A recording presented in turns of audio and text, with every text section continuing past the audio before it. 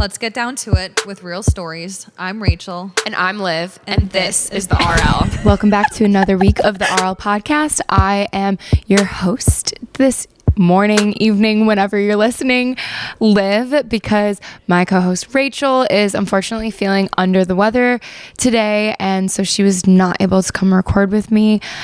Super bummed about it, but we wish her the best, and I hope you feel better, Rachel. So I'm keeping the momentum going and sharing with you all a little kind of precursor to a topic that her and I were hoping to discuss. So I've got my handy dandy Spindrift with me, just like last week, and honestly, all of the weeks prior that I just simply haven't announced it.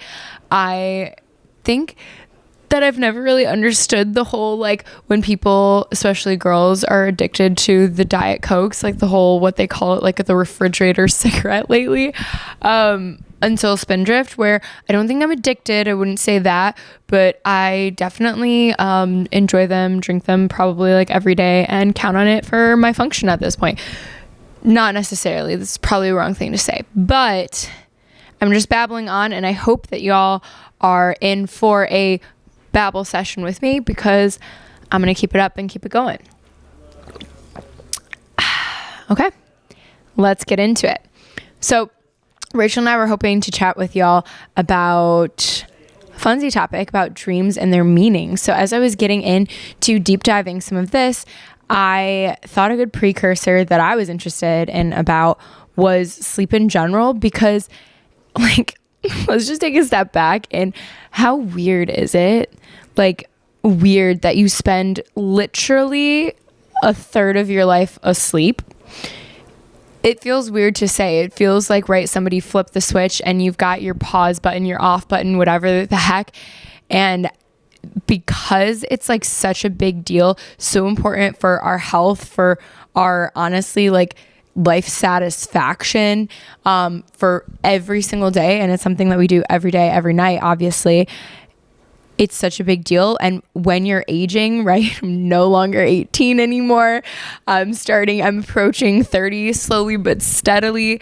And it's something where, you know, I watched my fiance go through his different phases of sleeping, and that it's something that just starts to maybe like decline in quality a little bit. I consider myself a pretty good sleeper, and I don't think I have a lot of issues when it comes to it, but I don't know a lot about it. And I think that the science out there is kind of weird and crazy.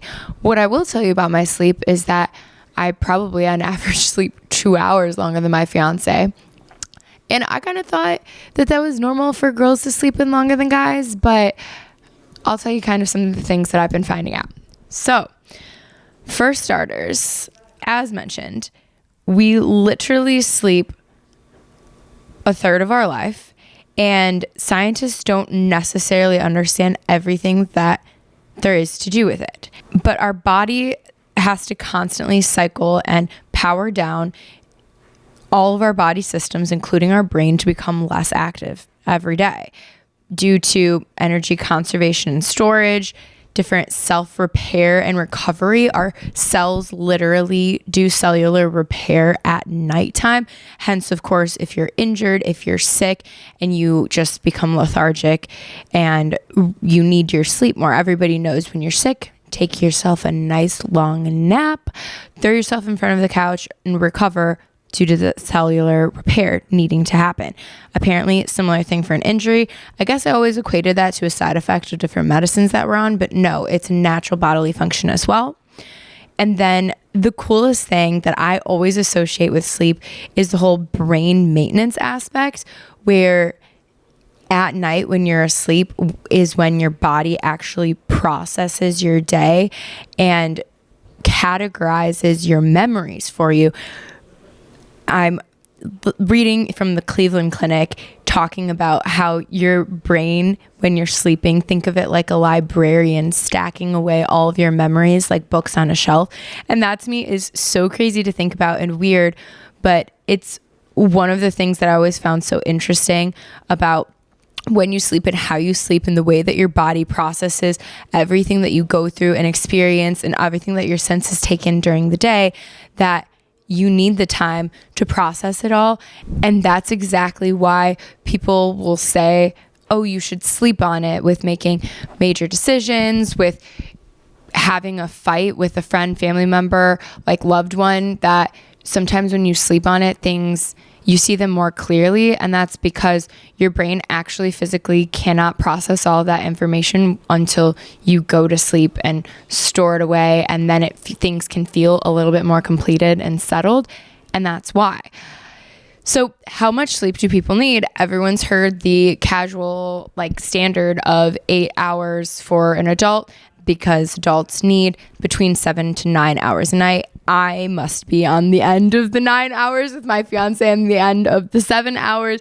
I totally chalk that up to being a men versus women situation.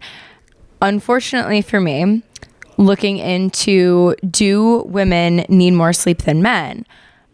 I mean, I've totally believed all of the things that say, yes, women do, maybe due to different bodily function processes happening due to how our brains are wired. Yes, our brains are wired different. However, oh, and you know what? This is freaking hilarious. I have to tell you all where I'm reading this from, so you don't think that I'm just out here bashing men's brains. Totally not what it's about to happen.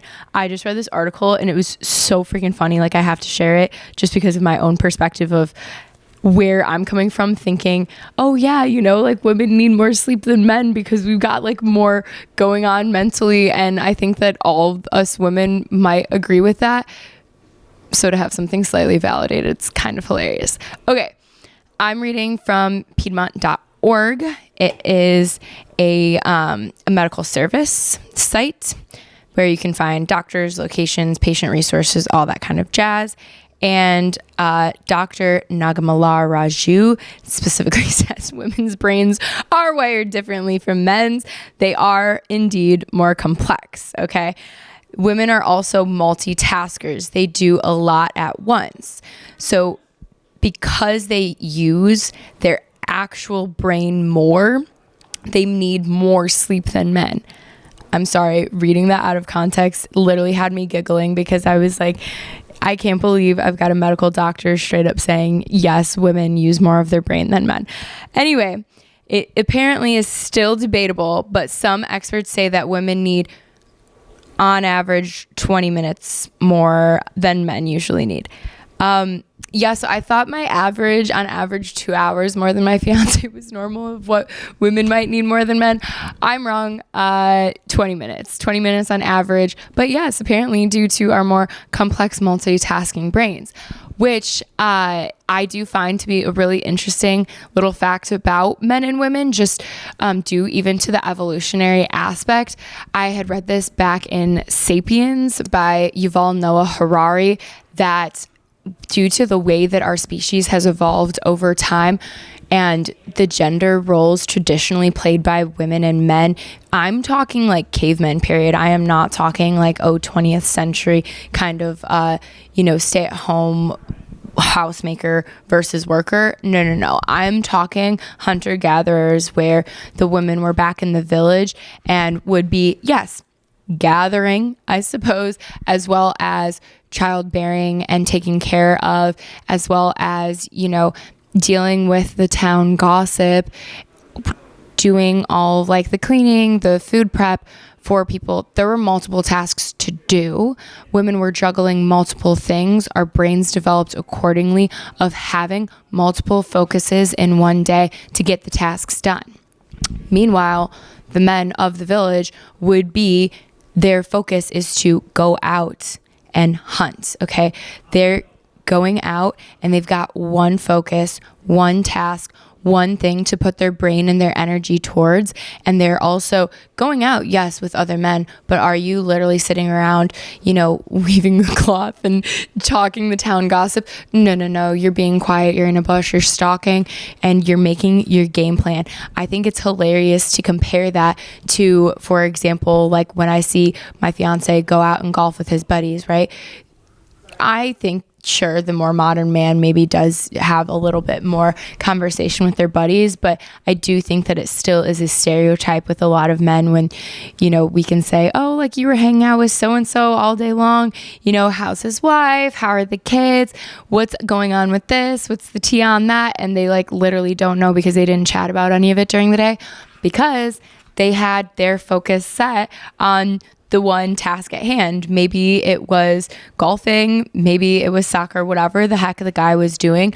But guys need a task and their task to stay focused on due to the evolution of the human brain and the way that it developed to have its maximum capacity be on one focus. Life hack: if you have something to do that takes a really big focus and it's just a one thing, yeah, maybe make the guy in charge of it. But when you have a day that's got a whole lot of little things, look, the woman is just simply going to handle it better. So because of all of those interesting little factoids about men and women's brains, I did believe that women needed perhaps hours more sleep than men.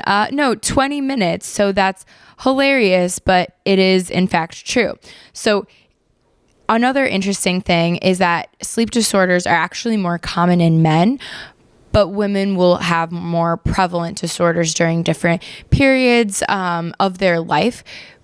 It is theorized, not confirmed, that this has to do with the changing of hormone levels. I mean, it seems to make sense, but unfortunately, it's become common knowledge that a lot of the science we have has always historically been ran on male bodies. So there still are huge question marks surrounding the woman's body. But women over the age of 50, of course, have higher risks for developing sleep disorders. So if you are one of those women out there, God bless. You can send me all of your hacks literally later because I'm sure that I'll need them at some point. Getting back on track, we sleep, like I said, a third of our day. What happens, other than me picturing my brain being like a little librarian, categorizing my memories and processing all my thoughts and emotions for that day, I'm aware that there are cycles of sleep, right? Everyone talks about REM sleep. Rapid eye movement is what it stands for. And a lot of people understand it to be REM sleep and not REM sleep. Well, turns out there's 4 stages of sleep. Now, when I heard this, I'm picturing 4 stages of sleep. You go 1, 2, 3, 4, and wake up.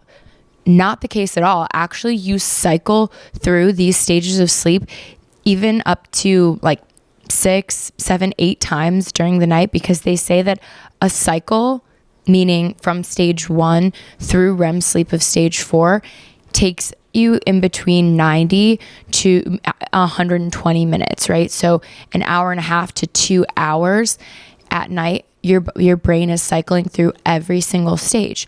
This is weird to me because like the first stage, it seems like you should be like a light sleeper, and then in the end you get like you're ready to wake up. No, apparently you hit these multiple times throughout the night. So the stages are, like I said, 1, 2, 3, and 4, but non-REM sleep, so NREM stage 1 or N1 sleep, is when your heartbeat and breathing slow down, your muscles relax. This only lasts a few minutes. You enter this right after you fall asleep, and it only makes up about 5% of your time asleep. After that, you almost immediately move into stage 2, where again, a further slowdown of heartbeat and breathing. No eye movements just yet, but your body temperature drops. That to me seems a little bit weird because even though we all I assume a lot of us like to be cuddly and warm under the sheets when we're sleeping at night, it makes sense that our body cools down, so we want to be cuddled and warm. But I think pretty much everyone across the board understands, is aware, or at least agrees with that. Oh my God, you want the air to be cold. I don't know about you guys, but we lower our thermostat by 4 degrees in between the day and the night. People have their thermostat set on automatic where, yeah, when nighttime comes, drop that temperature. Turns out our bodies are also dropping their temperature. And your brain starts to produce what's called sleep spindles. These noticeable pauses between short and powerful bursts of electrical activity in your brain that experts believe are your brain beginning to organize memories and information that was gathered from the time that you were awake. So this happens during stage 2, which accounts for about 45% of your time asleep, which is actually the longest of any of these stages that you're in. Remember, I mentioned you cycle through these stages almost every hour and a half, if not 2 hours. So each time you enter stage 2, it usually lasts longer than the prior time that you'd cycled through stage 2. So stage 2 just continues to get longer and longer. Stage 3 is slow wave sleep. So this is your actual deepest sleep stage, not the REM sleep, guys. Stage 3 is your deepest state of sleep. Your heartbeat and breathing are at their slowest during this time. Still no eye movements, but your body is fully relaxed, okay? Delta brain waves are present. The tissue repair, growth, cell regeneration is all happening, and your immune system is strengthened due to all of that system reboot. Now, stage 3 ends up making up about 25% of the total time that you're asleep, which, there's 4 stages. So if you assumed that it was split up 25, 25, 25, 25, not true, okay? So same bursts of brain activity that happen in stage 2 can also happen in stage 3, but there are different brain waves during stage 3 that helps to regulate those bursts that were seen in stage 2. You need stage 3 to wake up feeling rested. Again, I thought that was all about your REM sleep to get a good night's rest. No, stage 3 is the deep sleep, and you'll feel tired and drained even if you sleep for a long time if you don't get enough of stage 3. I know so many people have experience where you slept so long but you woke up and you're still so tired. You didn't spend long enough in stage 3. So your body automatically tries to get as much stage 3 sleep as early as possible, and that's why stage 2 grows longer each time that you hit it. Stage 3, I suppose, is considered the gatekeeper of your REM sleep. Because your sleep is so deep, it's hard to wake somebody from stage 3. And if they do wake up, they'll probably have that confusion where they don't know where they are or what's happening. But it's the next stage, stage 4, your REM sleep, which is your dreaming stage, right? This is why people know about this stage so much and talk about it so much. Also, due to the fact that you have the really creepy eye movement thing where your eyes are just going really fast back and forth. So eye movements become rapid, breathing and heart rate increase, and your brain activity, interestingly enough, looks similar to how your brain activity looks while you're awake. So it would appear that you are experiencing the world in similar to an awake state.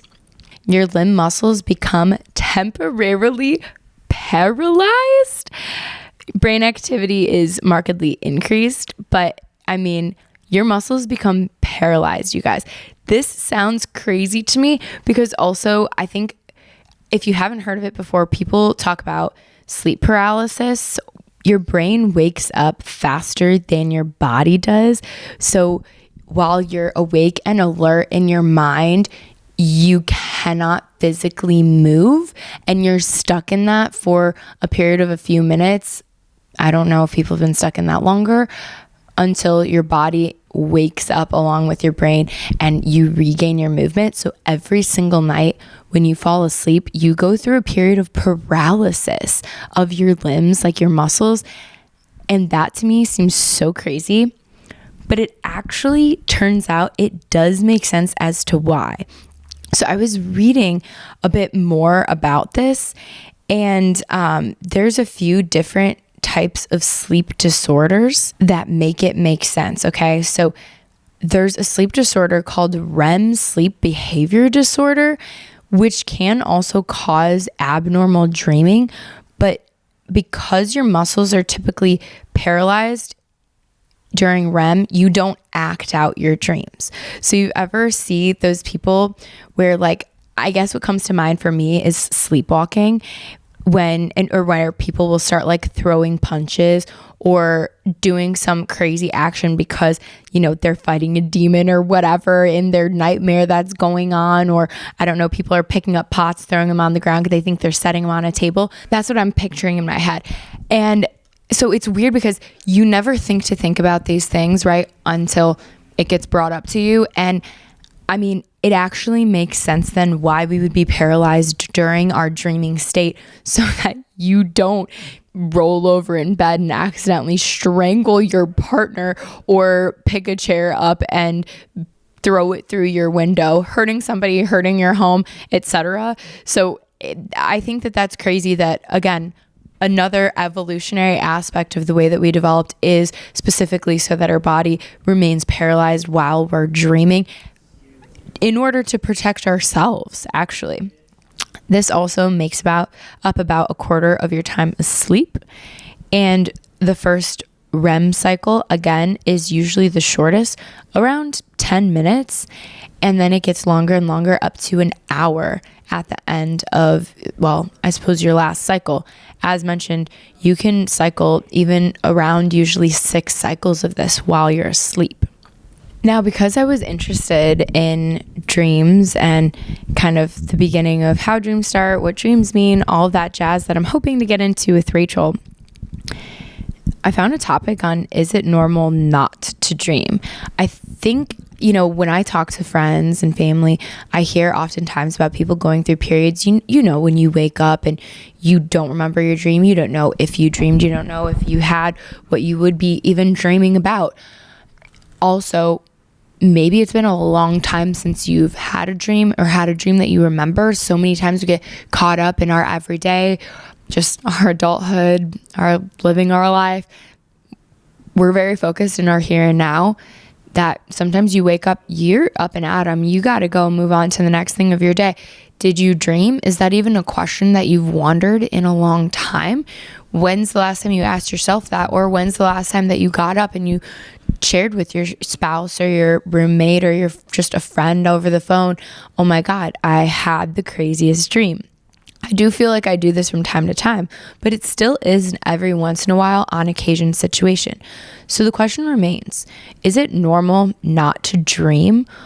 Well, there is a syndrome where some people don't dream at all, but that follows brain damage, like a stroke.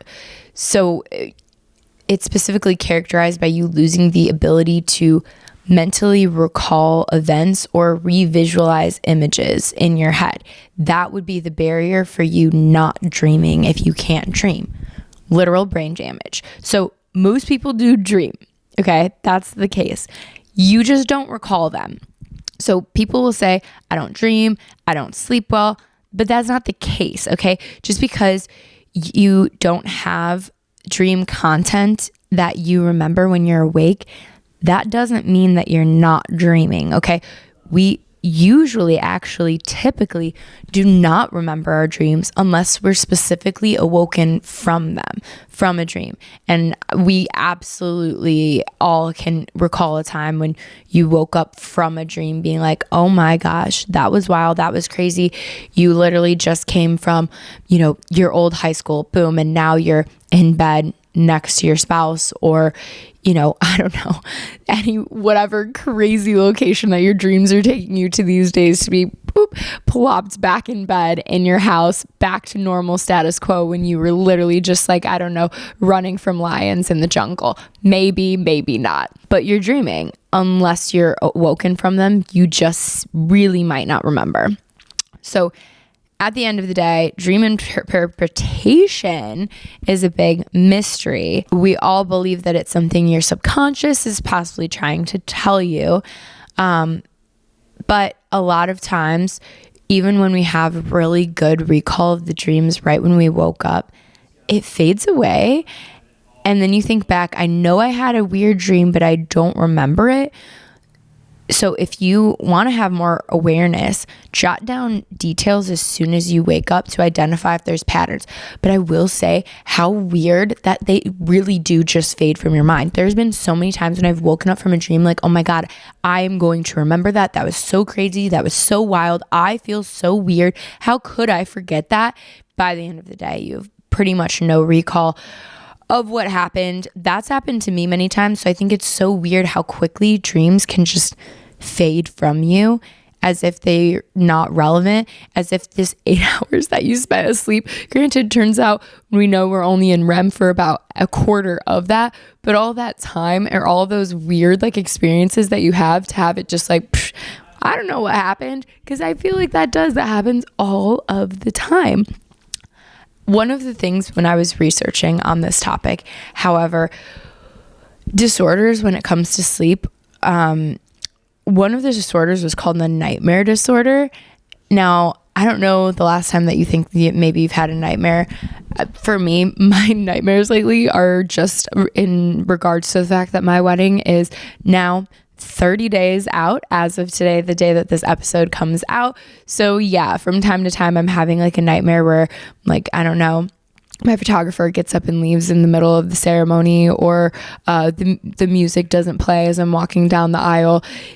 Silly things like that. But I'm talking nightmare disorder. People are scared, terrified, waking up in the cold sweats. The interesting thing about what I had just read to y'all about, if you want to remember your dream, jot down the details to try to recall it and practice that recall, because for the nightmare disorder, the way that you treat something like that and the way that you treat having continuous repeated nightmares is actually to recall your dream in a different way. You can rewrite the narrative, and it trains your brain to replay it back to you in a different way, in the way that you practiced remembering it.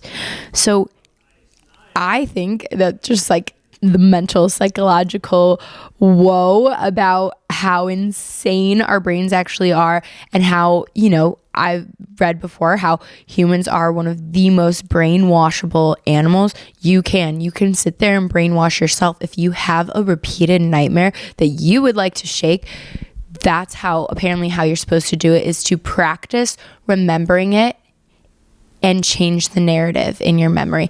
Practice remembering it in a way that you want it to go, not in the way that it got shown to you that scared you or gave you the nightmare or whatnot.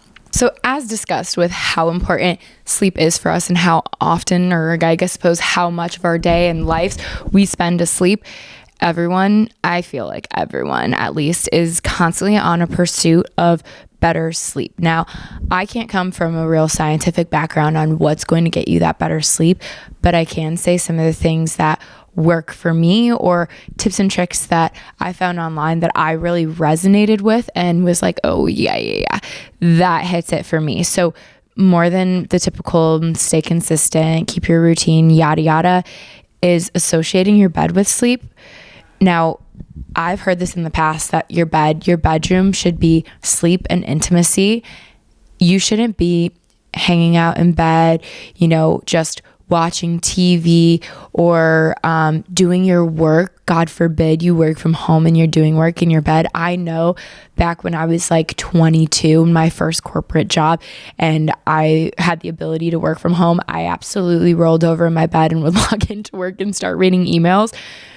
Those are the behaviors that you want to avoid in order to get your best sleep. You want your bed to be that sacred place just for sleep, intimacy. Hell, a lot of people say don't even bring your cell phone or just electronics in general into your room. Of course, I understand a lot of people wind down to TV in their bed, but it's a skill. It's a strategy that you can possibly attempt if you're interested in it.